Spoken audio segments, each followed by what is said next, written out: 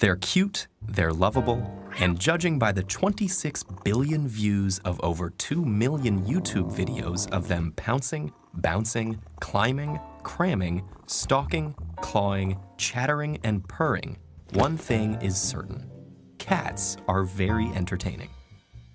These somewhat strange feline behaviors, both amusing and baffling, leave many of us asking, why do cats do that? Throughout time, cats were simultaneously solitary predators of smaller animals and prey for larger carnivores. As both predator and prey, survival of their species depended on crucial instinctual behaviors, which we still observe in wild and domestic cats today. While the feline actions of your house cat Grizmo might seem perplexing, in the wild, these same behaviors, naturally bred into cats for millions of years, would make Grizmo a super cat. Enabled by their unique muscular structure and keen balancing abilities, cats climbed to high vantage points to survey their territory and spot prey in the wild. Grizmo doesn't need these particular skills to find and hunt down dinner in her food bowl today, but instinctually, viewing the living room from the top of the bookcase is exactly what she has evolved to do. As wild predators, cats are opportunistic and hunt whenever prey is available.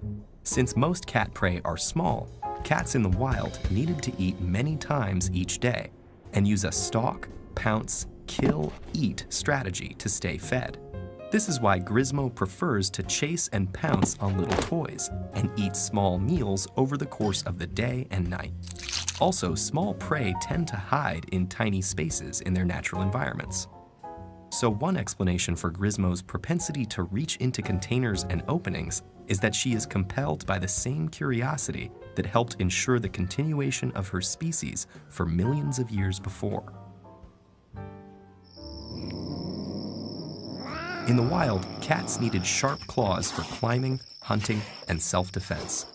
Sharpening their claws on nearby surfaces kept them conditioned and ready, helped stretch their back and leg muscles, and relieved some stress too. So it's not that Grizmo hates your couch, chair, ottoman, pillows, curtains, and everything else you put in her environment.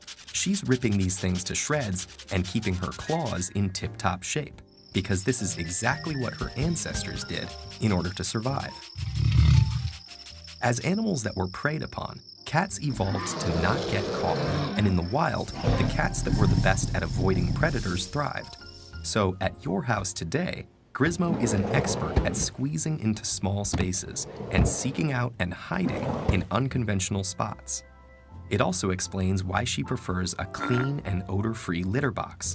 That's less likely to give away her location to any predators that may be sniffing around nearby. Considering everything we do know about cats, it seems that one of their most predominant behaviors is still one of the most mysterious. Cats may purr for any number of reasons, such as happiness, stress, and hunger.